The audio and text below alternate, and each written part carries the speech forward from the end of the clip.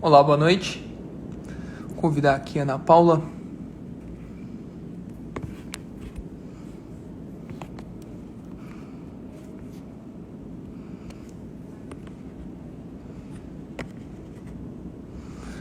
Boa noite, pessoal.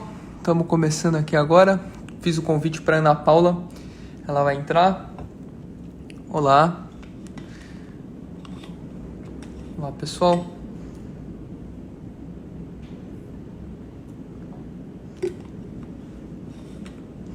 Renan. Oi, Renan. Tudo bem?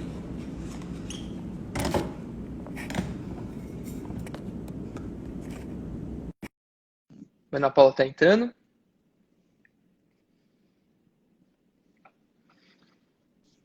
Olá, Olá, Ana Paula. Tudo bem? tudo bem e você? Tudo ótimo. Tudo ótimo.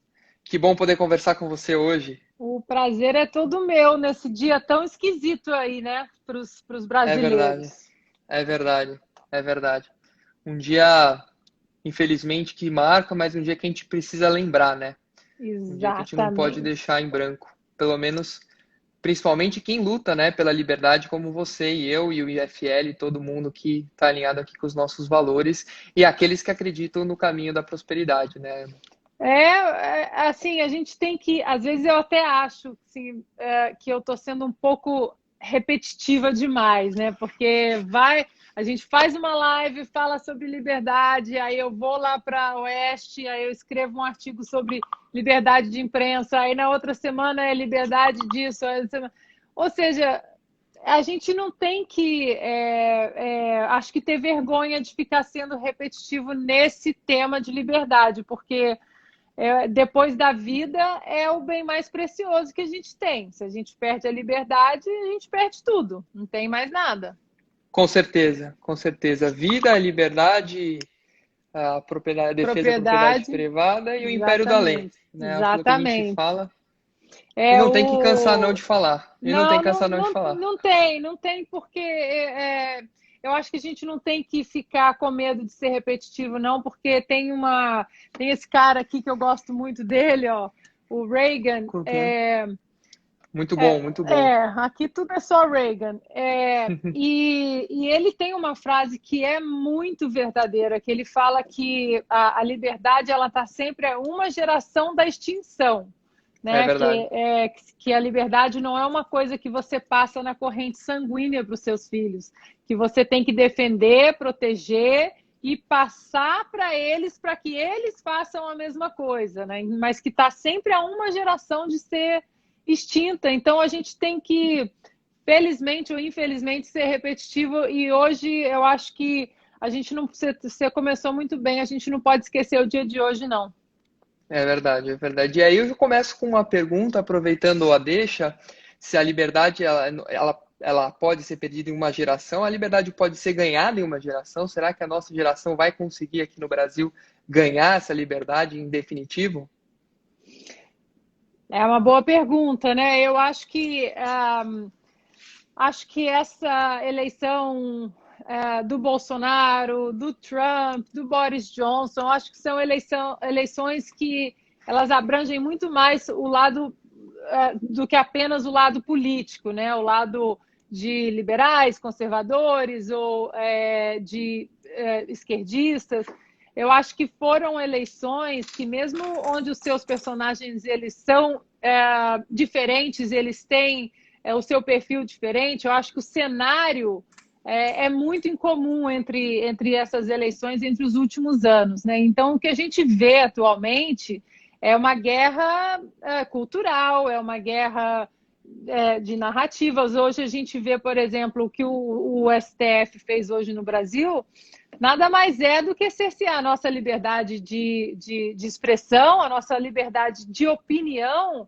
E eu acho que isso vem muito também que já há algum tempo a mídia, o mainstream, eles perderam o monopólio da informação, né? Então hoje é muito fácil você desmentir um jornalista. Você fala, não, como o Trump fala aqui nos Estados Unidos, you are fake news. Hoje a informação ela está na palma da nossa mão, né? Então a gente consegue ter acesso há várias informações e a gente escolher o que a gente quer acreditar.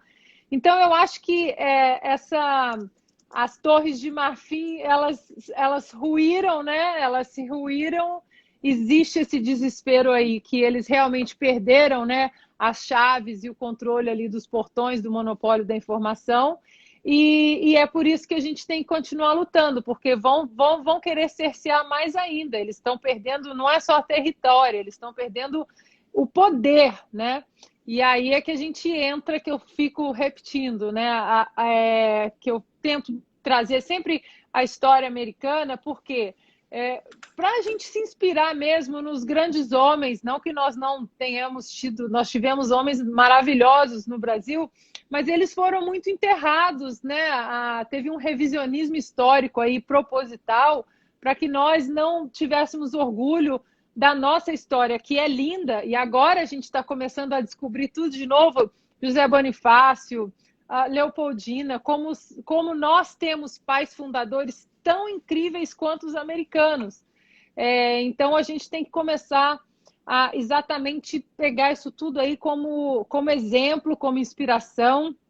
Acho que antes da gente ficar falando, né, de nomes, por que a gente fala de nomes? Exatamente pelas ideias que eles defendiam, né? E eu acho que se tem uma coisa em comum entre todos os grandes nomes da história, é a defesa da liberdade. Então, hoje é um dia muito marcante assim, para o brasileiro. A gente não pode esquecer esse 27 de maio, não. É verdade. E, aliás, vale ressaltar, Ana Paula, o IFL Entrevista tem se proposto justamente a conversar com as pessoas que têm feito esse papel super importante, e aproveito, inclusive, a oportunidade para te parabenizar pelo trabalho. A gente fez questão de conversar e eu super agradeço aí a sua disponibilidade para a gente ter esse tempo, porque realmente as pessoas que estão lutando e ajudando as pessoas que são o seu público a ter o senso crítico, né, que é mais importante do que passar a informação, mas sim ajudar as pessoas a pensarem, é onde a gente acredita que está a grande mudança. Então, Exatamente. parabéns, obrigado. Imagina. Pergunta do Obama Gate, já que a gente está falando de assuntos não muito divulgados no Brasil e que Uhum. tem grande impacto. Queria entender a sua avaliação do tema. Olha, a avaliação do tema. É um Qual tema. consequência que vai trazer no cenário político? No Brasil, se vai ter algum reflexo? Eu acho que o Obamagate ele tem vários ensinamentos. Primeiro que para entender a teia toda do Obamagate, a gente precisa ir de 1 hora explicando. Então, para entender todos os pequenos detalhes, né, que formam essa grande teia, eu tenho 3 destaques no meu Instagram, Obamagate 1, 2 e 3, e tem uma live também que está salva no IGTV. E ali eu explico muito, né, lá do começo, 2016, ainda no governo Obama, as investigações que o governo Obama fez em cima da campanha de pessoas ligadas à campanha do Donald Trump, usando dossiês falsos para conseguir mandados de vigilância em cortes especiais, né? Então, hoje, 3 anos, quase 4 anos, né, depois de 2016, a gente vê que o Obama ele usou o FBI como uma arma política, né? Ou seja, uma instituição super respeitada por todos os americanos. Obviamente que não, ele não usou toda a instituição, mas ele usou uma banda podre ali, né, do FBI. E isso tudo que eu estou falando é muito bom a gente salientar que o Obamagate até aqui é tudo documentado, não é uma fonte me falou, ou a Fox News falou, ou eu li em algum lugar, não me lembro onde, foi no Zap. Não, é tudo documento, tudo documentado. O meu telefone, eu costumo falar, ele está muito lerdo de tanto PDF que eu baixo da Casa Branca, do FBI, e arquivos que já são partes do processo todo que está correndo em relação a essa turma do FBI. Então, isso tudo está documentado. Agora, o que eu falo para todo mundo é o seguinte: eu vou atrás das minhas fontes, eu vou atrás da minha informação. Então, quando eu passo a informação para alguém sobre o Obamagate, não acredita piamente em mim, não. Eu estou te dando uma informação. Se você quer acreditar, ótimo, né? Eu fico honrada. Mas não se acomodem de achar que tudo que te vendem sobre política americana é o que realmente é, principalmente no Brasil. Porque aqui nos Estados Unidos, você tem os dois lados da mídia muito distintos. Né? A mídia de esquerda, a mídia de direita, e ninguém fica vestindo ou se travestindo de isentos. Não, eu estou apenas reportando as notícias. Não, todo mundo tem um lado, e o telespectador e o leitor escolhe qual lado ele quer acreditar, qual lado ele quer assistir. Claro. E isso é uma coisa que nós não temos no Brasil. No Brasil, me parece muito mais transparente, né? Exato. Declarar exato. Porque não existe isenção completa, né? Não Algum existe. viés o ser humano sempre vai ter. Claro, e no Brasil a gente não tem, a gente só tem um lado falando, que é o lado daqui, que é o lado esquerdista, que é New York Times, Washington Post, CNN, que é basicamente, às vezes assim, é incrível porque eu vejo a notícia aqui, a manchete, eu olho no Brasil, só teve uma tradução do Google, é absolutamente assim igual. Então, eu instigo muito as pessoas a procurarem outros veículos, porque o Obamagate ele é complicado e eu já vejo que no Brasil agora já estão tentando colocar como uma grande conspiração do governo Trump. E não é, está tudo muito documentado. Então, eu acho que dificilmente vai chegar no Obama ou no Joe Biden, que agora é o candidato democrata às eleições presidenciais em novembro, mas eu acho que vai chegar, provavelmente deva chegar no James Comey, que era o diretor do FBI, e em alguns outros agentes que hoje nós também temos provas de que eles sabiam que as pessoas investigadas eram inocentes e mesmo assim eles não fechavam as investigações porque eles precisavam de uma narrativa ali de conluio com a Rússia, primeiramente para tentar minar a campanha do Trump antes da eleição e depois para tentar derrubar um presidente eleito mesmo. E as provas que a gente hoje tem de que o Barack Obama sabia são duas provas assim muito contundentes, uma prova é uma troca de mensagem entre dois agentes do FBI. E por que essa troca de mensagens hoje faz parte do processo? Porque os dois usaram telefones oficiais. Então, essas mensagens elas não precisaram de muito esforço para ter a quebra de sigilo, porque eles usaram telefones especiais onde uma agente, a Lisa Page, falou para o Peter Strzok, o presidente, isso quando o Obama era presidente, o presidente quer saber tudo o que estamos fazendo. Então, isso é uma prova de que, bom, pode não ter tido assim a coordenação dele, mas tinha a anuência e o conhecimento do Obama. E mais para frente, em 2017, quando, para quem não sabe, aqui nos Estados Unidos, um presidente é eleito em novembro, mas não é como no Brasil, que 1º de janeiro ele assume. Aqui ele só assume 20 de janeiro. Então ele passa 20 dias ali que a gente chama de pato manco, né? O lame duck, que é 20 dias que ele é presidente, mas não é mais, ele está de saída. E nesses 20 dias onde o Obama ele estava ali como pato manco, ele continuou abusando das reuniões com a FBI, com a procuradora-geral, e continuou pedindo para que investigassem outras pessoas que a banda limpa do FBI já tinha fechado as investigações.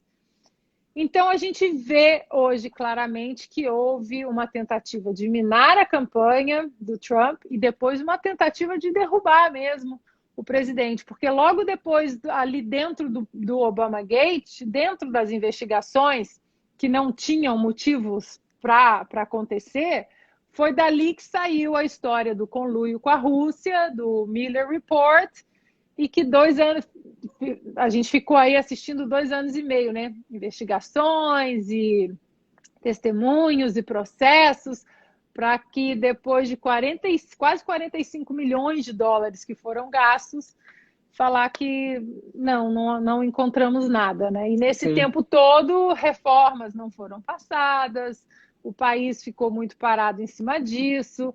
A gente vê que tem uma estratégia, né, em relação a isso, como a gente vê agora também com essa pandemia. Muita gente usando essa pandemia como arma política mesmo.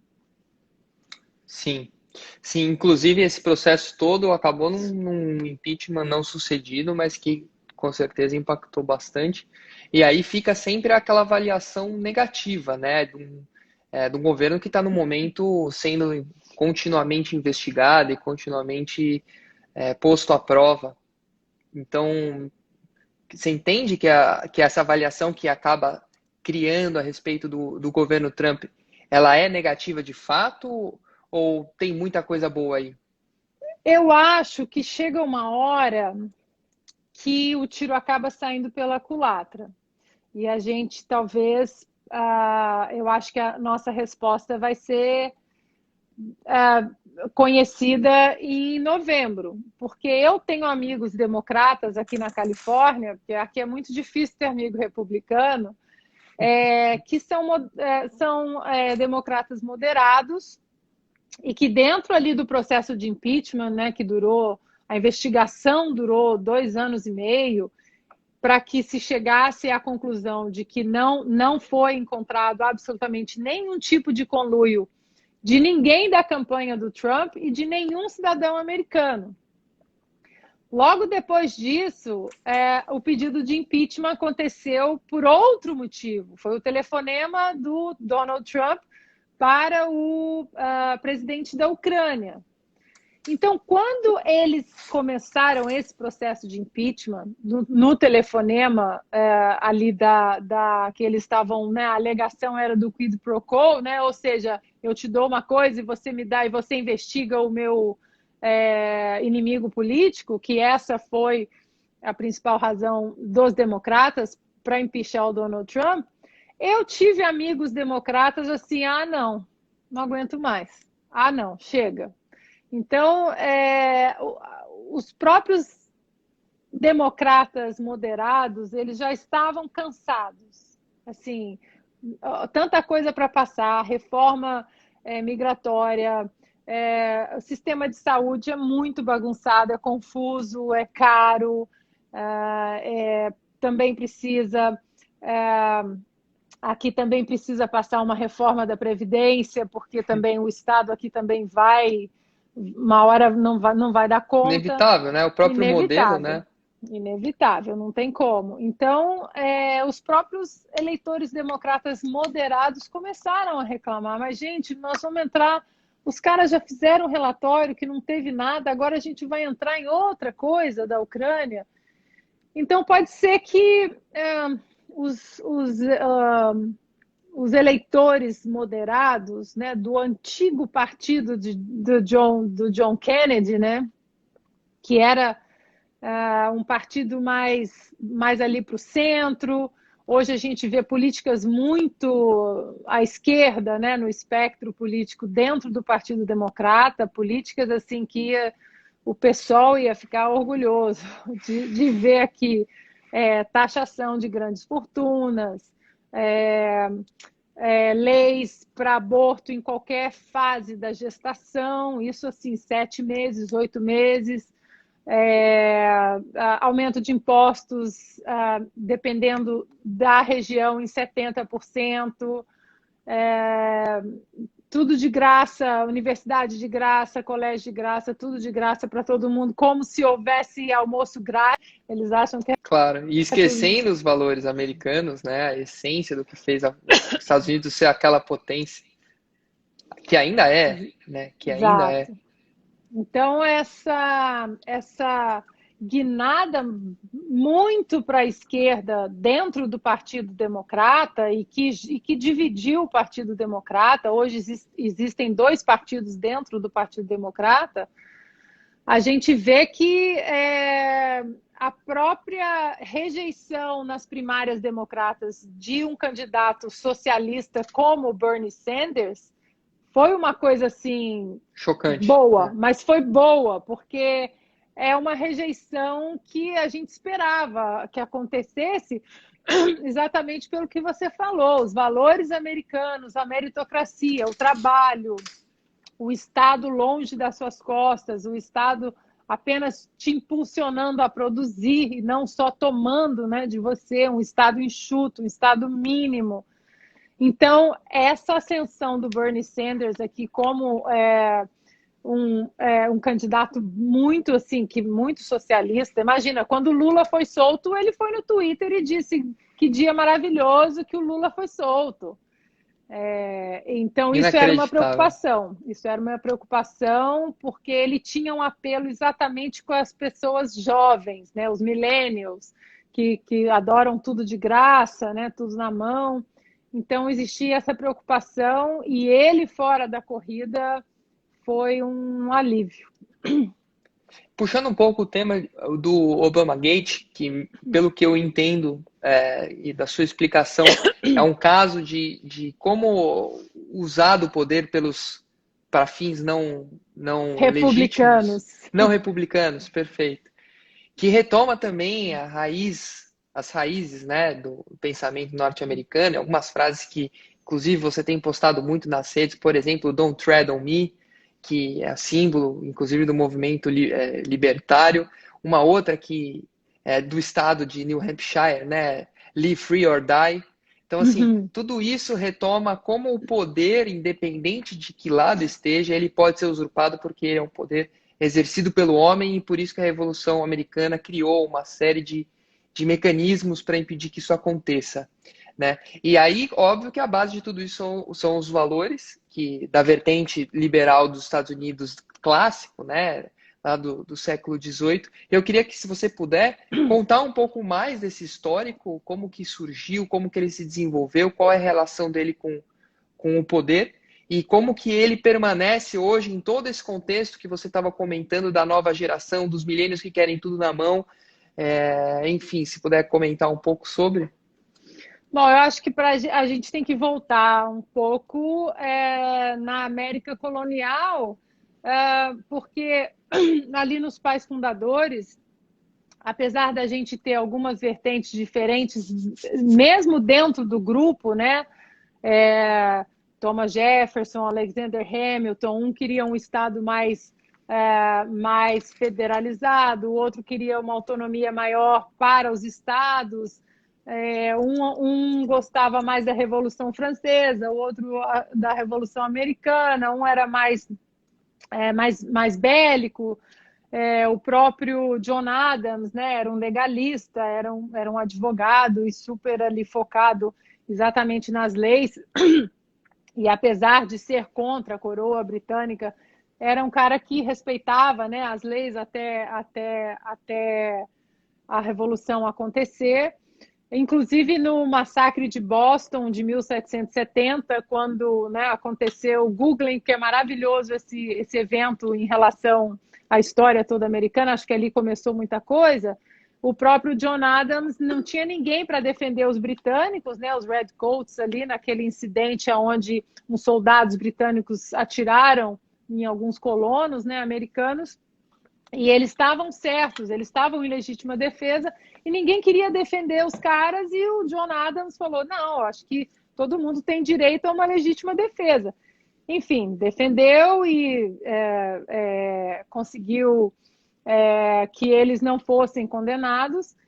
E daí começou a nascer também exatamente o rule of law, né? Ou seja, o império da lei, da Constituição, da legalidade, do due process, né? Que é o processo devido para todo mundo.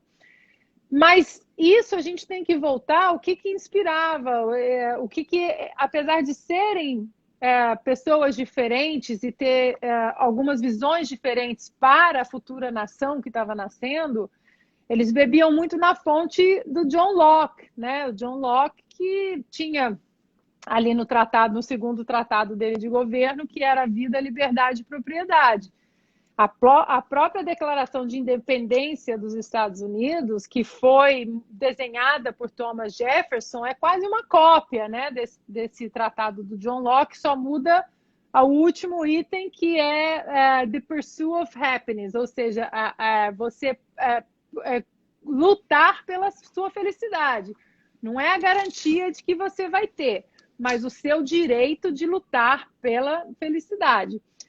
E aí, o que difere, eu acho, que isso traz até hoje também, que a gente vê que é uma nação também baseada nos preceitos cristãos, é que John Locke também ele questionava muito os direitos inalienáveis e naturais, né? Para ele não vinha dos reis, vinha de Deus. Então, ali ele já falava, ele já rejeitava exatamente toda a estrutura ali da monarquia nesse sentido. E isso tudo acho que instigou bastante os pais fundadores a criarem exatamente uma nação baseada onde a vida e a liberdade elas são a base de tudo, né? Se você não tem a vida e a liberdade, pode esquecer o resto, propriedade, pode esquecer o que vier depois, não vai rolar. E eu vejo que isso e aí eu adianto um pouquinho, volto um pouco no Reagan, que o Reagan costumava falar que a melhor aula de política é a mesa de jantar da família americana. Ele sempre falava isso, é onde você começa, né? É onde você começa ali exatamente expor todos esses valores, esses princípios, muito acima dos partidos, né? Então, o que eu estou vendo nessa pandemia, principalmente num estado como a Califórnia, que é um estado muito progressista, é um estado que tem nas suas políticas um viés bem esquerdista, bem social-democrata, a gente pode colocar dessa maneira. Eu vi pessoas, e hoje talvez amanhã eu dê uma volta por aqui pelos bairros e faça um vídeo e poste.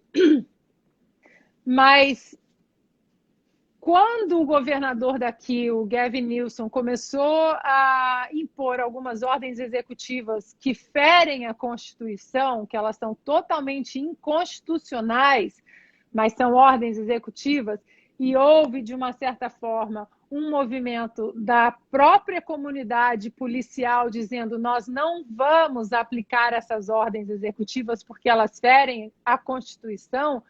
Esse movimento orgânico, o que a gente vê? A gente começou a ver a antiga bandeira usada na Revolução Americana, que é exatamente a Don't Tread on Me, que é a bandeira amarelinha com a cobrinha, as pessoas começando a colocar essas bandeiras na frente das casas. E é muito emocionante você ver isso, porque você não bate ali e fala, você vota no Obama ou você vota no Trump?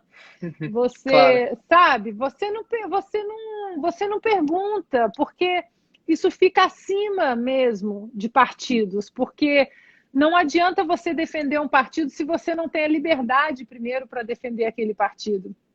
Então, claro. o que eu vi aqui foi exatamente esse movimento, e que é o que eu estou tentando trazer para o brasileiro, uma forma de se inspirar mesmo, e também por isso que eu quero falar muito no meu curso sobre os princípios, é que eu fiquei muito impressionada essas últimas 3, 4 semanas das pessoas trocando a bandeira. Normalmente você vê bandeiras americanas, né?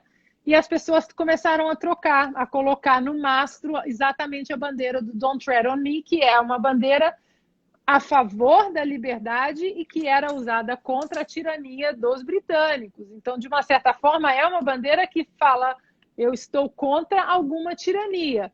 E, no caso, exatamente ordens executivas de governadores que ferem a Constituição americana.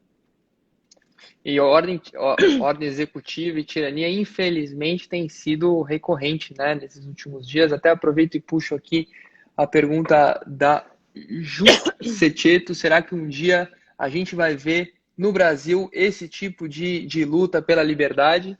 Será que um dia a gente vai ver nas casas, não é muito uma prática estender bandeiras nas casas ou prédios aqui, mas algum dia onde a briga vai ser nesse nível de valores, né? E não simplesmente um fla-flu político, de discussões pontuais, talvez, em termos posicionais, vamos dizer melhor, né? Sobre temas que talvez não tenham tanta relevância quanto esses valores americanos. Porque eu acho que quando a gente começa a discutir valores, princípios e ideias, a gente esquece que num embate entre Moro e Bolsonaro, quem é maior do que Moro e Bolsonaro somos nós. Então a gente não toma nenhum lado apaixonadamente e cegamente. Você não toma aquele lado daquela maneira, porque você sabe que ou Moro, ou Bolsonaro, ou o próximo que vier em 2022, eles fazem parte apenas do caminho, mas que nós somos maiores do que Moro, Bolsonaro, STF. E aí é que a gente, que é uma camiseta onde aqui as pessoas usam muito, e que vai também não apenas de um pedaço legal de papel, que é a Constituição americana, mas que é o princípio. Como é a nossa Constituição no Brasil? Como que ela começa? Nós, os representantes do povo, blá, blá, blá, blá, blá, blá. Aqui nos Estados Unidos, as 3 primeiras palavras, quais são? We, the people, nós, o povo. Então, as pessoas andam com essa camiseta, We, the people, exatamente para falar, nós somos maiores que vocês. Então, é isso que a gente tem que ter coragem de quebrar a espiral do silêncio e, num dia como hoje, enfrentar mesmo. Enfrentar nas redes sociais, enfrentar fazendo grupos, advogados, você que é advogado, alguma medida legal, porque, mais uma vez, como o Reagan fala, a liberdade ela há sempre uma geração de ser extinta.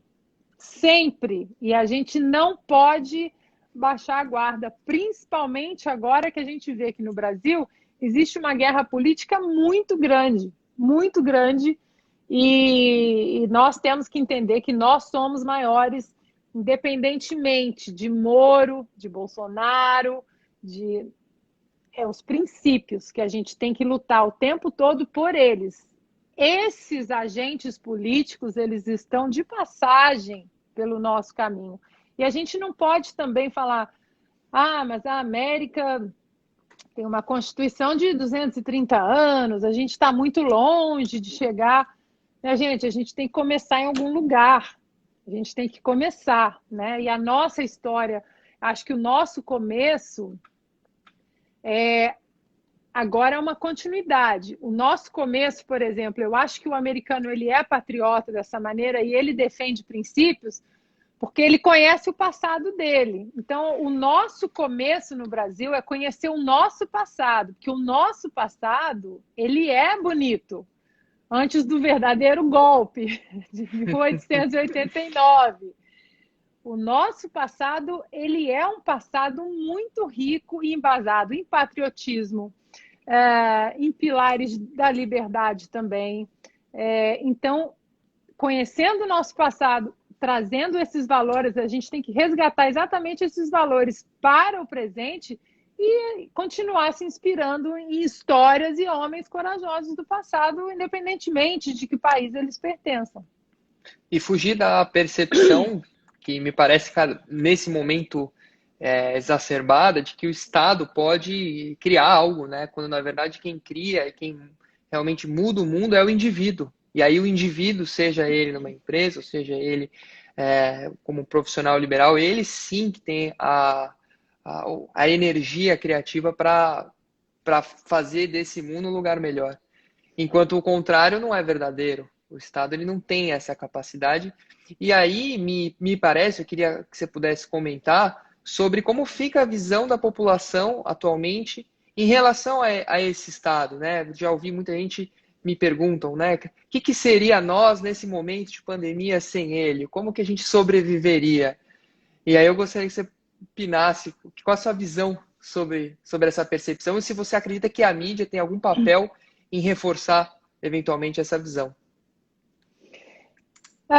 Eu acho que nessa pandemia, o que a gente precisa primeiro entender e tentar fazer esse exercício de sair do campo da dicotomia cega e burra, né? Se você é de direita, você defende a cloroquina. Se você é de esquerda, você não toma cloroquina. Se você é de direita, você defende o isolamento vertical. Se você é de esquerda, é hashtag fica em casa, lockdown e ninguém sai de casa. E soma o politicamente correto, né? Porque se não está de um lado, é errado completamente o outro, imoral, genocida e outros adjetivos infelizes que vêm sendo usados. Exatamente. Então, num momento como esse, acho que a gente tem que trazer exatamente o mestre Russell Kirk da política da prudência, que é o quê? Não é nem isso ou aquilo, é isso e aquilo também. Porque a gente tem que fugir exatamente do coletivismo que é o sonho de consumo deles, né? Eles querem colocar todo mundo em balaios. Você é mulher, você é negro, você é homossexual, você é isso, e você como indivíduo, né, a sua percepção no mundo como indivíduo, ela não vale nada se você não está em algum balaio desse coletivista. E a gente tem que entender que a menor das minorias é o indivíduo, sou eu, né? Eu sou a menor das minorias. Então, a gente tem que sempre fazer o exercício de quebrar essa espiral do silêncio e lutar exatamente contra esse coletivismo. Não, mas você não é mulher, você não tem direito de fala. Eu detesto essas bobagens. Tem a hierarquia, né? Tem. O que pode falar ou não pode. O que pode falar, o que não pode falar, exatamente. E isso tudo... Nós vivemos num país continental. O que funcionou no Japão, ou o que funcionou no Rio Grande do Sul, não vai funcionar na Bahia. Então, a gente, o que você acha bonito, eu não acho. Então, a gente tem que, numa pandemia, principalmente onde os grandes especialistas erraram tudo, erraram pico, erraram a curva achatada, erraram tudo. Alguns por má fé, eu acredito sim, né, para empurrar alguma narrativa, até de destruição econômica para fins políticos. Outros eu acho que erraram porque realmente é uma pandemia inédita, uma pandemia histórica, de um vírus completamente novo, numa sociedade onde eu acho que agora, de repente, comecem a dar o real valor às fronteiras, às limitações, o real valor também à tradição local, ao empreendedor local, do que, né, o mundo estava indo para o globalismo estava empurrando o mundo para um abismo. E aí, pessoal, não confundam globalismo com globalização. São duas coisas totalmente diferentes. Então, acho que dentro de um parâmetro assim, econômico, a gente não pode aplicar a receita para todo mundo, né? De uma maneira como se todo mundo fosse igual ou os estados fossem iguais. Então, o que se questiona muito aqui nos Estados Unidos agora, por que Nova York, que foi o epicentro de toda a pandemia aqui nos Estados Unidos, e né, foi um cenário de guerra, muitas mortes, por que o lockdown que foi implementado em Nova York, ele ainda está sendo implementado em Montana, onde 52 pessoas morreram. Nem é uma cidade, tem muito menos... outro contexto, né? Completamente diferente. E me soa um pouco como qualquer medida intervencionista, né? Que pensa lá no seu escritório e fala, olha, agora eu entendo que o ser humano é assim em geral, e aí eu vou aplicar e a regra é válida para qualquer que seja a situação. Me soa E familiar esse racional. não, totalmente. E mais uma vez, é muito mais fácil você controlar uma sociedade onde você coloca todo mundo no balaio como igual. Quando todo mundo é igual, é muito mais fácil você dar uma ordem executiva, porque todo mundo é igual. Então, a minha ordem executiva, pessoal, vai servir para todo mundo. Então, não há o respeito exatamente às liberdades individuais, aos direitos civis individuais.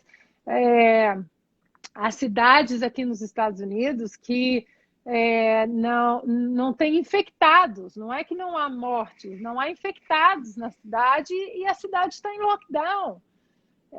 Então, o que eu estou querendo dizer para quem está nos assistindo é: saiam da dicotomia burra de ficar, às vezes não é nem burra, é o que a sociedade hoje está empurrando a gente a fazer. Sem o pensamento crítico, né? Sem Sem um investir o pensamento tempo para crítico, pensar.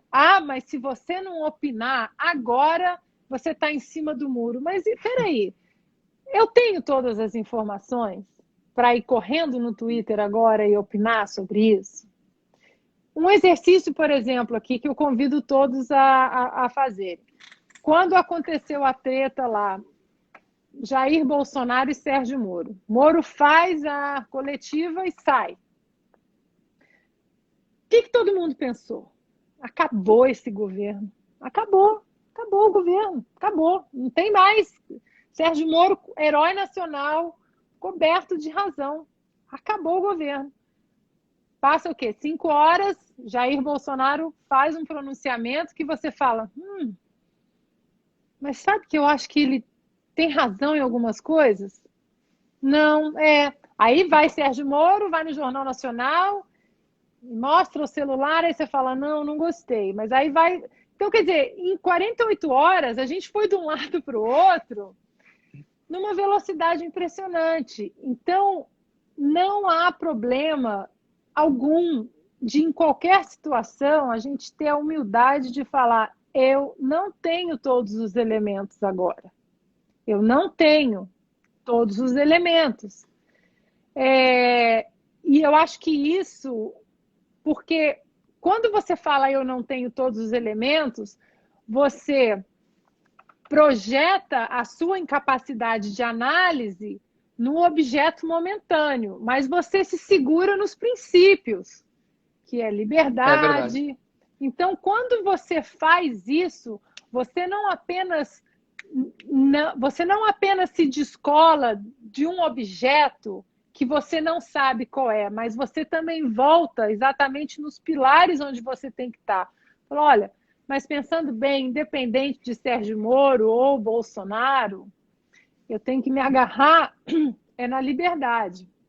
Então, hoje, o que a gente está mais vendo no Twitter, e que eu estou absolutamente assim, chocada com a quantidade de liberal que está achando linda essa história do STF. Você fala, mas por quê? Por birra política. Pura birra política. Gente, Bolsonaro, Moro, Lula, Fernando Henrique, são todos águas que vão passar na nossa frente. A gente tem que se agarrar nos princípios, na bandeira, don't tread on me. Tem que colocar a bandeira na porta da sua casa, independentemente de quem você votou, sabe? É acima da sua escolha política na urna. Claro, claro.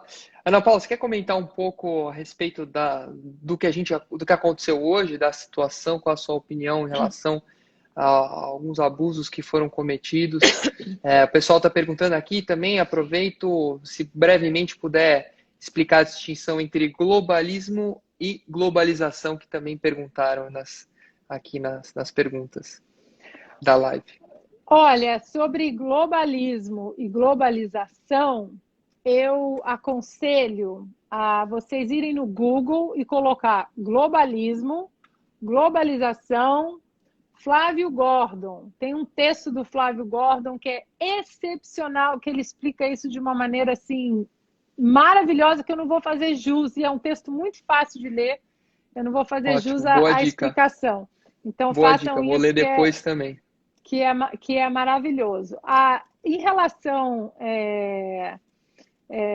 acho que o que a gente pode falar sobre globalização, que é o mais óbvio, é exatamente a globalização, o movimento do próprio do trade, do mercado, das relações comerciais, né, das relações saudáveis, né, comerciais, desse trade todo que há entre os países, aonde o globalismo, isso de uma maneira muito rasa, tá? Vão lá nesse texto do Flávio Gordon, que é excepcional.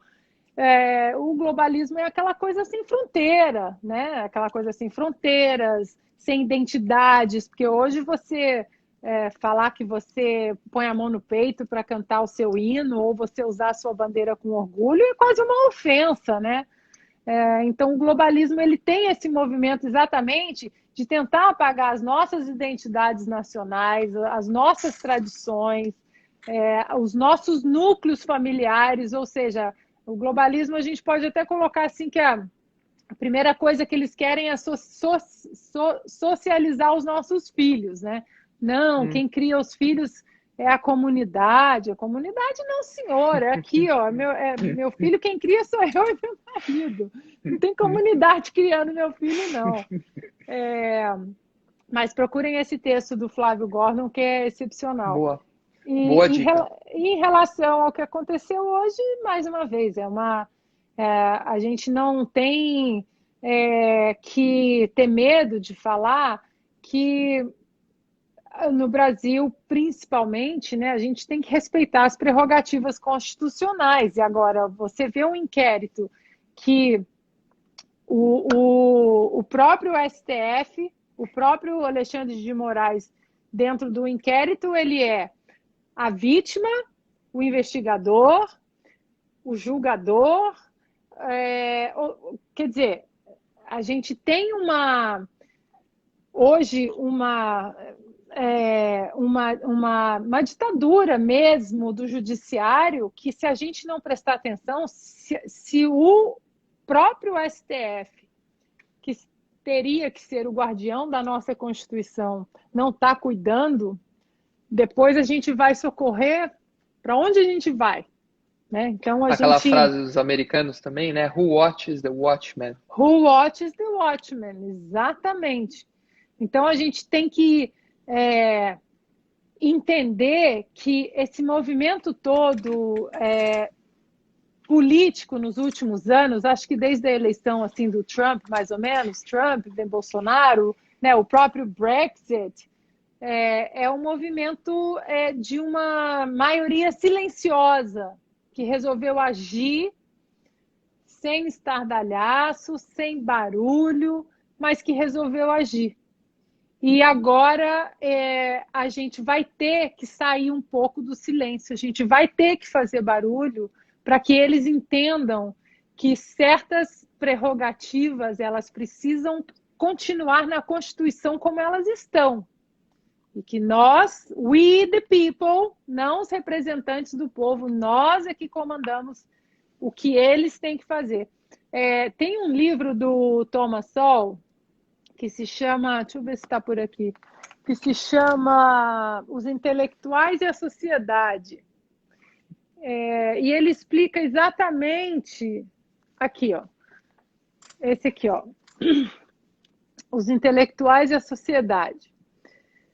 E ele explica exatamente isso que a gente viu hoje no STF, que é o quê? O que eles estão dizendo quando eles tentam um impeachment por vários motivos contra um presidente democraticamente eleito como Trump ou Bolsonaro? O que eles estão dizendo? Os intelectuais estão dizendo assim, vocês não sabem escolher.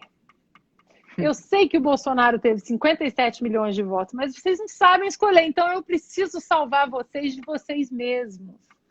É o que a Hillary disse aqui logo depois da eleição do Trump para as mulheres. Ela falou assim, essas mulheres que votaram no Trump, elas foram coagidas pelos seus namorados, pelos maridos, elas não sabem o que elas estão fazendo. Então, esse livro explica muito bem esse movimento todo. E o Thomas Sowell, ele chama essa parte, essa casta do judiciário que acha que nós somos um bando de ignorantes, ele chama de ungidos, porque eles são os intocáveis, eles ficam na Torre de Marfim, só ali na caneta, e a gente tem que começar a fazer barulho agora, sair da maioria silenciosa e começar a fazer barulho e incomodar, sim. E que chega ao ponto de poder dizer o que é fake, o que não é fake. E mais do que poder dizer isso, poder agir em cima disso com força policial, né? Isso que é é o um que absurdo. assusta. Isso é um absurdo. Eu estou até acabando de escrever um texto para a revista Oeste dessa semana que fala exatamente sobre isso. E aqui nos Estados Unidos a gente tem a primeira emenda que ela protege exatamente o absoluto direito à liberdade de expressão. Então, a gente não tem, por exemplo, aqui, você me chama de nazista ou fascista, aquelas palavras que no Brasil elas encaixam em alguma lei de difamação e calúnia, aqui não tem. Aqui você me chama de A, eu te chamo de B, porque a própria sociedade tenta se autorregular e não abrir algumas portas. Não existem leis para algumas portas, mas existe a sociedade se autorregulando e se autopoliciando. Porque o que pode ser ofensivo para você, de repente não é ofensivo para mim. Então, quando uma pessoa fala em ofensa ou em fake news, né, você restringir essa liberdade de expressão, o que é essa restrição? Quem é que vai julgar o que ofende e o que não ofende? Quem é que vai julgar se o ofendido ficou muito ofendido ou não ficou, ou ficou só um pouco ofendido? E aí, como é que você coloca esse parâmetro? Se você ficou pouco ofendido, a sua pena é X. Se você ficou muito ofendido, a sua pena é X mais 2. Então, isso é uma seara muito perigosa, muito escuro, que ou você tem a total liberdade de expressão, ou você não tem. A única coisa que ou você não tem nada. A única coisa que a primeira emenda não protege em relação à liberdade de expressão é quando essa liberdade de expressão ela pode trazer um perigo físico imediato. Uma coisa que pode acontecer dentro ali do momento que pode trazer um perigo físico. Fora isso, você pode xingar todos os juízes da Suprema Corte, você pode xingar o Trump. Imagina, a gente teve aqui uma comediante, aquela menina ruiva, o nome dela é Griff, é uma comediante ruiva. E ela fez um quadro onde ela segurava uma cabeça do Trump cortada, pingando sangue. Quer dizer, o Trump entrou com alguma ação? Nada, mas a sociedade se revoltou contra aquilo, inclusive os democratas falaram, não, too much, eu não gosto desse cara, eu tenho todas as minhas brigas e picuinhas políticas com ele, mas não. Então, tem um outro livro também, ele é chato de achar, mas se vocês forem nesses sebos online, vocês compram o PDF assim, por um preço super bom, que se chama A Sociedade da Confiança, que é de um francês que se chama Alan Peirefit, A Sociedade da Confiança. E esse livro mostra exatamente que as nações prósperas, elas têm poucas leis, mas a própria sociedade ela se autorregula, ela se coloca no eixo e não deixa aquilo ali sair. Porque se você abre uma caixa de ficar criando leis, depois como é que você vai reinforce? Como é que você vai aplicar todas essas leis? Né? E a gente vê que a Constituição dos Estados Unidos tem 230 anos, 27 emendas, e o que não está dentro da Constituição, a própria sociedade se regula. Então, eu aconselho, esse livro é muito, muito bom, é muito inspirador para a gente começar a cobrar também do nosso vizinho, Claro, claro. né? Então, isso aí também é uma coisa que a gente pode trazer para o Brasil, para, né, uma semente para a gente colocar aí. E é muito parecido com o que o Hayek falava, é a diferença da lei e legislação, né, que é um grande estudo dele. Também recomendo Law and Legislation do Hayek. Esse livro é um pouco mais denso, é É, bem grande, mas vale a pena, vale a pena. Ana Paula, a gente está chegando ao fim do nosso papo. Uma grande pena, que está muito gostoso conversar aqui com você. Espero que tenha gostado também. Tem alguma consideração final a fazer, algum apelo aqui ao pessoal? O pessoal, aliás, pediu há algum tempo atrás uma para repetir o segundo livro que você comentou. a Sociedade da Confiança, Antes do Sociedade da Confiança, o Thomas dos Sowell, intelectuais, o Thomas os, in, Sowell, os intelectuais e a sociedade. os intelectuais da sociedade, aí É, para quem viu, para quem não maravilhoso. tinha visto antes. E eu acho que eu só tenho a agradecer, né, o trabalho de vocês também, né, nessa formação de líderes, né, no campo de ideias, né, principalmente. É isso que a gente precisa, semear ideias, semear ideias, semear ideias e bons princípios. Então, vocês estão de parabéns nisso. E eu acho que a mensagem que eu deixo é: quebrem a espiral do silêncio. Não entrem nessa de que a minha voz é pouquinha, é única.